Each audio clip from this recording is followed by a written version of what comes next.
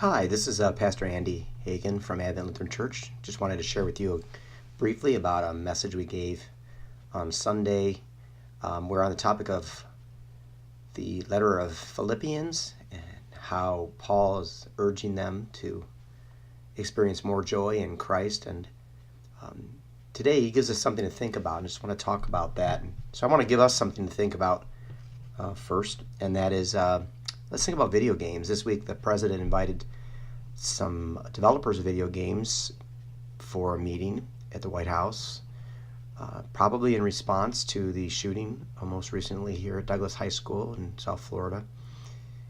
There's never been an exact link between violent video games and violence, but studies have been made that indicate that playing violent video games can have an effect on your level of empathy for other people.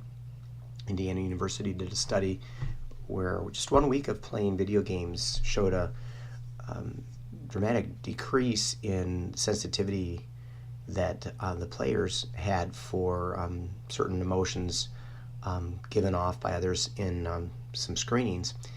It's unfortunate that these might actually be neurological changes, and the brain actually may learn to be desensitized in order to play these relatively violent games. I tried to watch a brief clip of one of the games and had to actually turn it off within about 35 seconds. It showed a man with an axe chasing a woman who was screaming, and it wasn't exactly realistic, but it was enough to make me want to move on. And yet these are games that are being sold and played and working their way down to young people. Something to think about. Is this healthy and good for our brains and the brains of our children? Now, you've all seen this, I think, lately, and that is that phones being used, tablets being used by increasingly younger kids. And currently the estimate is that children are spending up to 7 hours a day on screen time between their TV and their iPads and phones, and they're showing that this can also have a neurological effect. The brain actually develops differently with this kind of stimulus. For one, it's a two-dimensional experience. Instead of crawling around, walking around, playing, touching things, getting into things, it also is far less socializing than playing with kids and interacting. There's real possibilities kids are having developmental shifts during this time frame that are going to be thwarted or changed by using up many of their waking hours with a screen. It's something to think about. For me, I have to watch the news and noise. I'm kind of addicted to the news cycle, watching it as it goes along every day. And I don't know if that's been good for me. And it might not be good for many other people either. There's certainly a place for knowing what's going on with the news, but there's quite another thing to being turning it on all day long and getting caught up in it. And the reason I bring these things is something to think about, is that Paul's asking us about what we think about. And he's saying, brothers and sisters, whatever's true, noble, whatever's right, pure, whatever's lovely, admirable, if anything's excellent or praiseworthy, think about such things. And the question is are the violent video games, the amount of time staring at a screen, or the amount of time caught up in endless news, are these things in this category of true, noble, right, lovely, admirable, excellent? And I think we probably could say no. Paul's concerned that we absorb what's going on around us, and we need to focus on the right things, good things, healthy things, things that build up our faith, our spirit, our character. And he knows, because his Philippians are a small group of people in the midst of a very powerful Roman culture. So just a couple of suggestions for us to think about.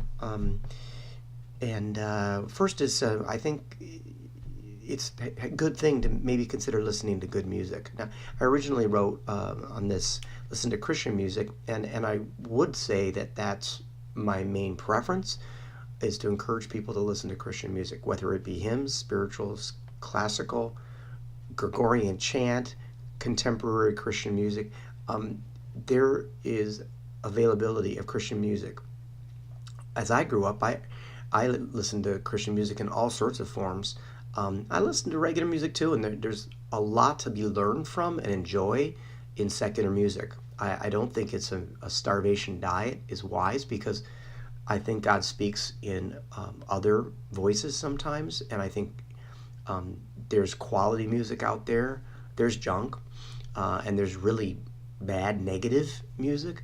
But what we listen to, I think, can make a difference. I think putting that Christian station on your radio in your car, so when you get into that traffic jam, you've got something to go on.